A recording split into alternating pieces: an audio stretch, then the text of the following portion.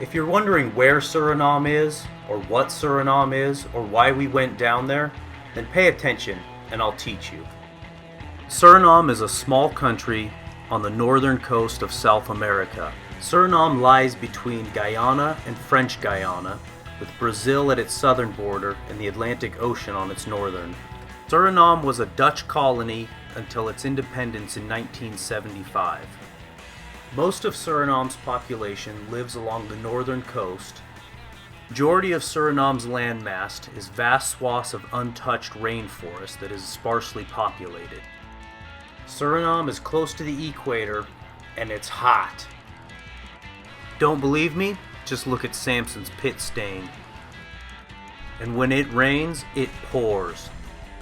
Dutch is Suriname's official language, but English is fairly widely spoken as well.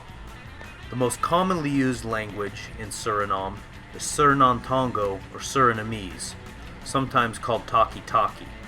It's a mixture of English, Dutch, Portuguese, along with Central and Western African languages. The reason we're all here basically starts with this guy, Brady Hansen. In 2014, Brady started this program because too many linemen in Suriname were getting injured or killed on the job. Now, to be clear, these are good linemen. They're very resourceful. They keep the lights on, they keep their grid in order, but they face significant challenges such as lack of tools and resources, including basic personal protective equipment that we take for granted. Another major challenge that they face is a lack of a formal training program. So to help the linemen in Suriname, we did three things. We brought tools and equipment. We taught classrooms on grounding and other safe working procedures. And we got to get our hooks on, get out in the field, and work with these guys. Coming up, huh guys?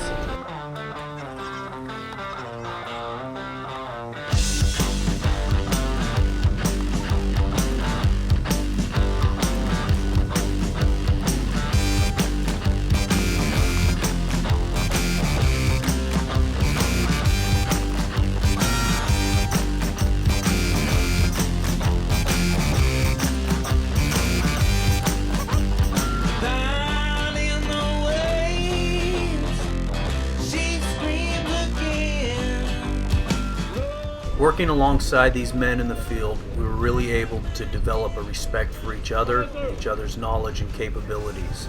I was also able to observe their work practices. I could really see a lot of improvements that have been made from the visits that Brady and the others have made in the years past. I was also able to identify some areas that would be opportunities for improvement. Oh, okay, yeah. They wanna get my Coming up? on the ceiling. No, that's good. I ain't mine. Just a Relax. before you steal it. Watching them work in the field show me just how much progress has been made, especially in terms of rigging safety, traffic control, and communication amongst the crew. And perhaps most importantly would be their testing and grounding procedures. As they say in Suriname, meten is weten, which translates to measuring is knowing. At the end of each day in the field, we sat down with the management team to discuss ways to improve safety in the workforce.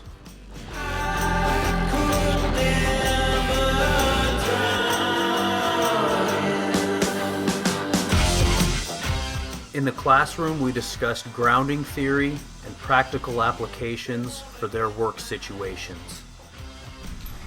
Much of the classroom time was spent in the controlled environment of the practice pits, where we could demonstrate the skills and knowledge to ground safely on the job.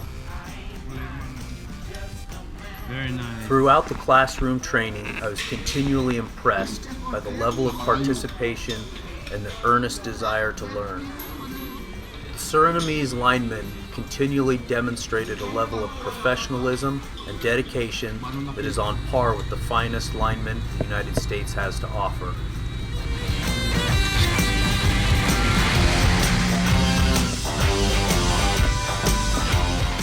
We also covered inspection of the grounding tools and equipment, and identification of defective parts, and the care and maintenance of the grounding equipment.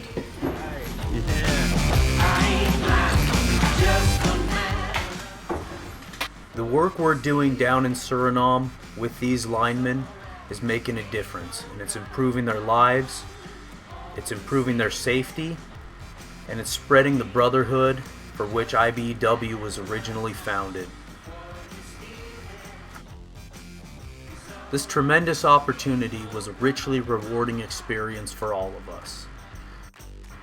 The wonderful people we met in this beautiful country and the opportunity to experience the rich culture of Suriname has changed all of us for the better.